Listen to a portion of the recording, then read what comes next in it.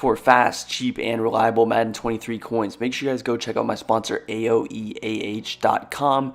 Use code VENOM at checkout for 3% off your order. Yo, what's good? It's Venom Fire here, back with another video, and today we're going to be hopping into another Madden 23 defense. As you can tell, we are in a new place, new setup. We moved into school, so we got a new look for the room. And yeah, so fixing out some things with the quality. The setup was very difficult to move, and we had to change around a lot of stuff. So there's still a lot of T's to cross and I's to dot. So we got to fix some of the things, including quality. I know the quality probably looks a little bit worse. We're still trying to fix some of the stuff. I can't even get the audio to work in one of my things, and then there's just all these problems. So I'm just gonna try and get out these videos. Whether they're in the best quality or not, I'm sure you will still appreciate them. Now, we're going to be in the 4-3 even 6-1 for today's video. It is going to be in the Kansas City Chiefs defensive playbook. It's obviously in some other playbooks as well. And I like this formation a lot. It was really good last year, really good in Madden 21, if I'm not mistaken. And yeah, it's just going to be a nice basic formation. It's not too adjustment heavy, and it really just gets the job done pretty well. Now, what you want to do is get some nice fast linebackers. I would recommend 3 at least. Going to be 2 fast outside linebackers. Going to be Leonard Floyd and Jacob Hollins. I believe his name is Jacob. Someone correct me if I'm wrong. And then in this middle linebacker spot is going to be your user. Bobby Wagner's good. Ideally, get someone faster in Ultimate Team or Regs if you are at all possible. The player we're going to run is going to be Samuel Blitz. In the middle, it's going to be a man blitz. We'll also show some Bluff Blitz things as well. And yeah, let's hop straight into it. We're going to be running the gun bunch formation. I think it's just a nice formation to show against the blitz because it is better to blitz this year because you can't max protect as easy. Now, also before you get into the video, make sure you guys drop a big thumbs up, subscribe to the channel down below for daily Madden 23 content on the road to 21K. Now, hopping into it, we got our 4-3 even 6-1. You take a look, and also with coach adjustments, you don't have to do anything with coach adjustments. I didn't mention that, but yeah, you don't have to do anything. Now, back to what we were talking about. Take a look at it. You have everyone manned up. You're going to be rushing a flat 6 people, which means your user is going to have an assignment on someone you have to defend. Now, first things first, we're going to press, and yeah, I'm not sure exactly how some other people run it, but honestly, I like to leave everybody the same. I'm not going to, shift anybody. I don't like to slant anybody in a particular direction personally, and we keep things, relatively, simple. Now, there's going to be a couple of holes. One being your user that's why you need a fast guy. So you need to be able to keep up with the running back on the route. The next one being the tight end, because if the tight end was just on a flat from here, it's an easy, quick snap throw, and so you want to manually kind of move Taylor Rapp over there. That's also going to actually help with one of the Bluff Blitzes because we do move him there for one of those as well. So in the Bluff Blitzes, they look the exact same, so you won't really be able to tell if it's man or zone. Now, with your user, what are you going to want to do? You're going to want to just simply hover here. I like to get as close as possible. I wouldn't hover, this far back. I would try to get, up close, and you'll see why. You need to hold the center's attention. You don't have to engage, but you just want to hold the center's attention. Really, this guy's the most important. You need him to engage with the right guard. So if you don't hold the center's attention, if you're too far back, the center will, of course, recognize you for a second, and then it'll actually usually be able to recover just from past reps that I've done. So we want to get as close as we can, and there you see it. Not even the best case scenario with that blitz, but we get the pressure. You will see a lot of different results when you're blitzing with these kind of angles. So I see a lot of different results that happen. And ideally, you get your both players free. You'll see that later in the video where you're able to get the right side and the left side free again. This is what happened last time I recorded. Again, I obviously had some problems, as I'm mentioning, just constant problems with this new setup. And one of them was last video, just something not working. So again, if you want, you can straight engage if you're able to get back in time. Again, I'm not too focused on my user assignment, although of course you would run back and get your running back. Don't watch the blitz. You don't need to see what's happening. You can see after the play, but for video's sake, I like to watch the blitz and talk about what's actually happening. Now, taking a look at our blitz here, we do the straight engage. Again, you can even get closer than we were here.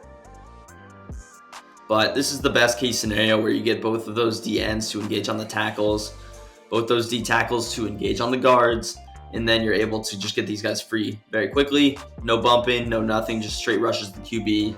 You get 90 speed at that position, 88 speed at that position, and it's going to be night. So, I mean, just really good blitz. Again, I like to get really close here, hover, and, you know, it's just difficult to get the ball off even. You would really have to snap and throw to Y immediately or the tight end immediately. And also, you notice that since we're pressed, we're really taking Quintus Cephas out of the play and DJ Chark. So we're immediately kind of taking two guys out of the play with the press because how fast the blitz is getting there, those players won't be able to get off the ball and get enough separation. So this was with the max protect out of bunch. You can block the tight end. You're going to have to use motion, but just out of your basic running back block there, you see that the blitz did still get through, which is a common theme. It's nothing normal now. The running back did a good job, Swift, there of picking him up, which, of course, sometimes he doesn't actually block him, but you still get one person free. So 6 against 6, you still get a free rusher. You'll take that, and that's going to just make your life easier as a user if he's going to start blocking his running back, because then you can double team and start defending some of the routes that will beat the man coverage, like a backside post to Cephas if he ends up getting enough time. So you'll take that every single day. Now, again, you want to run back user. We would have been there if he threw the quick wheel. And again, he can't really lob it up because he doesn't have enough time. So yeah, that's a pretty perfect example of how you would want to user that. Every other route, he wouldn't be able to get off in time with some kind of an out route. Wouldn't really have enough time for them to actually break through the line as far as the Swift goes. So pretty good there. Now let's show with the tight end blocking. So we're going to motion over Amon-Ra. We're going to block the tight end now, and I will show a max protect. The max protect is actually not really it's going to stop the blitz because you're blocking 7 against 6 then, even if you engage 7 versus 7, and it just doesn't really get through. So here you see a poor job of engaging. And again, I wasn't paying attention to the running back. I was wondering why the blitz didn't go through. Again, don't worry about your blitz if you're online. I don't worry about the blitz. I set it up. If the blocking is inconsistent, sometimes you'll see perfect examples of blocking, and other times you won't. So you can't worry about it. There will be different results almost every single time. We're gonna block the tight end again here, and snap the ball. And there you see almost getting it free. Maybe just a little bit more speed would have got there, which is why it's important to get the most speed that you possibly can on your football field. Maybe you should just do a quick engage also, like a little just quick engage just to take him off because, again, if the running back's on the route, you can counteract that, and I'll show some of the ways you can counteract the running back route if it's really killing you because you're hovering on the line. But let's go back to the max protect one more time, and I'm just going to straight engage because they do have a good center, I believe. So straight engage, there you get him free, and again, got to run back to the running back. For some reason, I just keep going back to the receivers, but yeah, you see the blitz getting through. We showed it against the running back blocking. Now let's go with the max protect. I already mentioned that the max protect wasn't working considering we're struggling a little bit against this bunch, just straight off. So again, you're going to press. You can still engage to get those one-on-ones. You'll still get one-on-ones, and there every now and then you'll get like a disengage through the line. You saw one right there occur. So, I mean, you'll take those every single day, twice on Sundays, every time. Now, again, even if they happen to block you, you have one-on-ones, you'll get sheds. We know how the D-line plays in this game. And, I mean, yeah, there's not much to complain about. Even if you do get picked up, best case, worst case scenario, you're still getting pressure eventually. So, I mean, overall, very good. Let's just show it a couple more times. Again, you want to try and get really close here. There you see, again, it's kind of disengages. I think it might honestly be better to pull him over to the left a little bit. We're going to try that. Just like stand here in the left gap. And yeah, so I guess that's kind of the move. I should have figured that out earlier, but that's also going to help with the running back moving around as well because since you are hovering over to the left now, that's going to help out with being able to get back and defend the running back on his whatever route he's in. So that's actually the best spot to hover, not straight out over the center, but a step in between to the left right here is the best spot. Now, let's show it against some other formation. Actually, I want to show you a tip. So let's say they're snap throwing to the running back. Snap throwing, your user realistically stand there a little bit longer so you have some open space for the running back. Now, if that's a problem, what you can do is counteract that by switching up some man coverage assignments. Now, this is a little bit riskier, but what you can do is do this. So what we did here is we manned up our cornerback on the left, David Long on the running back to counteract that wheel route, and then we manned up the safety on the wide receiver, which he's not going to get burnt at all. Now, in this case, you have no one on the tight end. Again, I don't like leaving my user to the tight end. If he's on any deep route, you're done. So what I did is I manned up Leonard Floyd on the right side on the tight end, and then we should still get pressure if he sends 5 out. So again, we still want to kind of hover here on the left.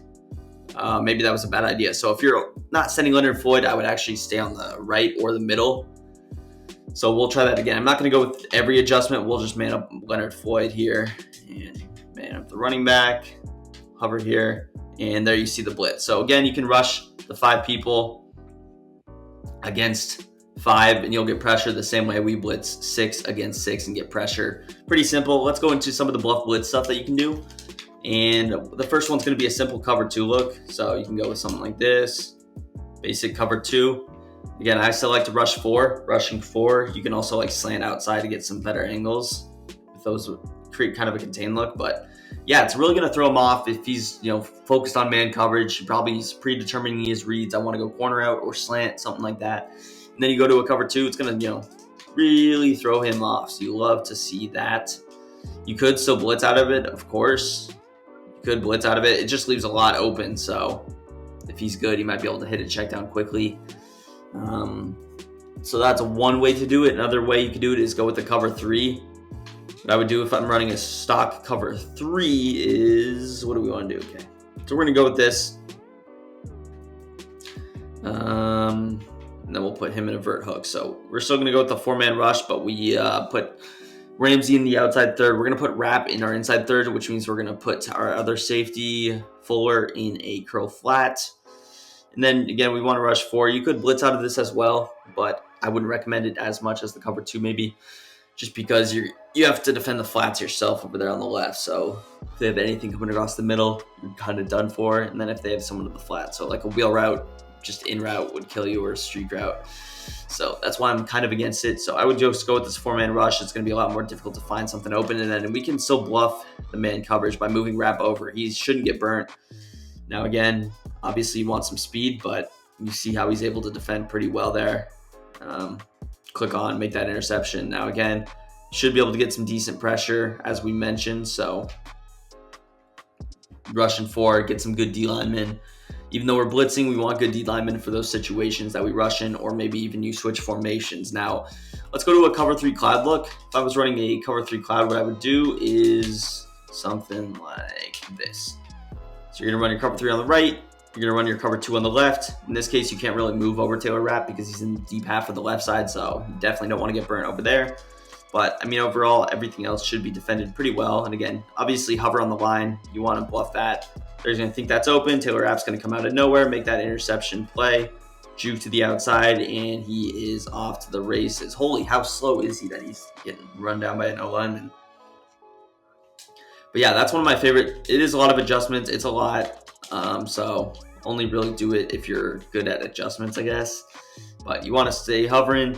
I would focus on the right side a little bit more. So we're going to kind of go over, boom, boom, boom, get down. And then again, you see you get pressure. Having Aaron Donald, of course, is going to help. But I mean, you should still get quick pressure anyway. So as far as mixing it up in the play calls, I would run my man coverage base. You want to show them that you're about the business. Get some quick pressures in the running man coverage. It's annoying. I don't like playing against man coverage, man blitzes. Like, these are frustrating for the offensive player. So if he's struggling to beat it, you could just stay in it, honestly, if you'd like.